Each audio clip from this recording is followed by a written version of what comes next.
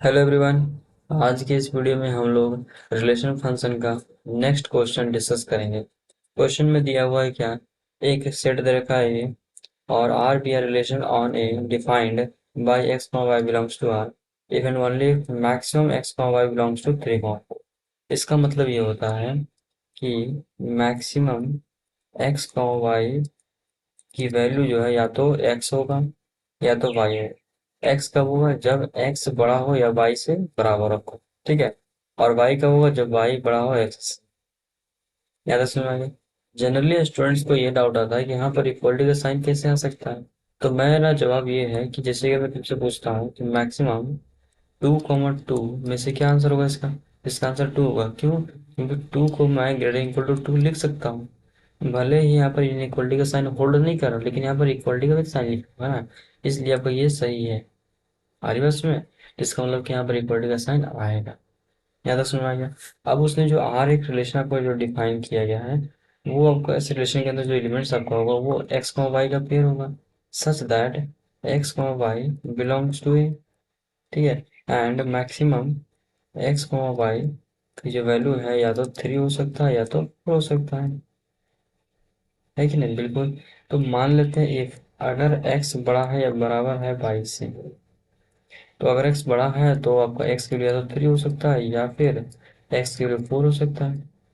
तो इस केस में आपका y की वैल्यू 0, 1, 2 और 3, और यहाँ आ जाएगा 0, 1, 2, 3, 4। ये आपका यहाँ कभी y भी तो बड़ा हो सकता है, बिल्कुल। तो y ग्रेटर देन x अगर हो जाए तो यहाँ पर इक्वलिटी क्यों लगा है, यहाँ पर लगा दिया तो यहाँ लगा, क्या जरूरत है। यहाँ लगा दो, यहाँ तो मत लगाओ। ठीक है। तो कहीं भी लगाओ, कोई दिक्कत नहीं है। तो अगर y बड़ा है तो y का वैल्यू या तो 3 होगा या फिर y का वैल्यू 4 होगा। तो यहाँ पर x आपका 0, 1, 2, और यहाँ पर x 0, 1, 2 और 3 होगा। ठीक है। तो स्टेटमेंट 1 में पूछा है कि नंबर ऑफ एलिमेंट्स कितने हैं आर के अंदर। तो यहाँ पर number of elements in are वो कितना हो जाएगा। देखो, 3 के साथ इतने एलिमेंट्स का पेयर बनेगा तो 4 ये हो गया और 5 ये हो गया, 9, 9 3 12, 12 और 4 16। इसका मतलब ये 16 एलिमेंट जो है इसके आर के अंदर है। यहाँ तो 18 लिखा हुआ है, इसका मतलब ये क्या है, गलत तक है कि नहीं। स्टेटमेंट 2 में लिखा हुआ कि relation R is symmetric but neither reflexive not transitive. तो इसके लिए अगर मैं रिलेशन आर के एलिमेंट्स को अगर मैं यहाँ लिखता हूँ, तो इसमें एलिमेंट्स क्या क्या आएगा, 3,0, 3,1, एंड इस प्रकार से 3,3। ठीक है। 4,0 और ये 4,4। ठीक है।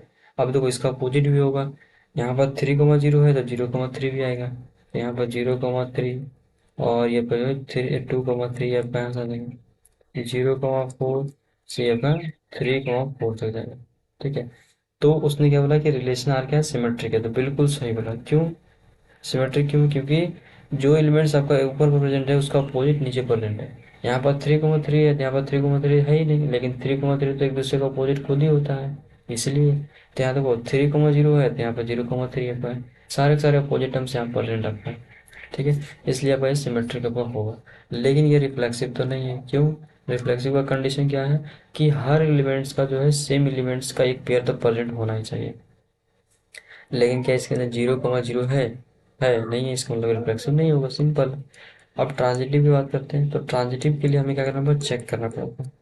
ठीक। तो अगर इसको मैं चेक करूँ, तो जैसे यहाँ पर स्टार्टिंग वर्ड होगा 0 है, तो 0 से स्टार्ट होने वाला ये 0 है, तो 3,3,13% है इसका लगभग, है ना।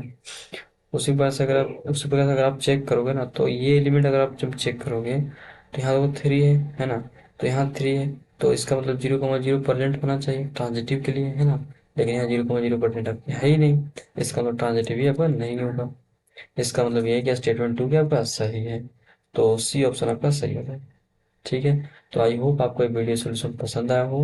अगर पसंद आया हो तो कमेंट बॉक्स में जरूर बताएं कि कैसा लगा, और सब्सक्राइब करना बिल्कुल भी ना भूलें और दोस्तों में जरूर शेयर करें। ठीक है। Thank you. Have a nice day.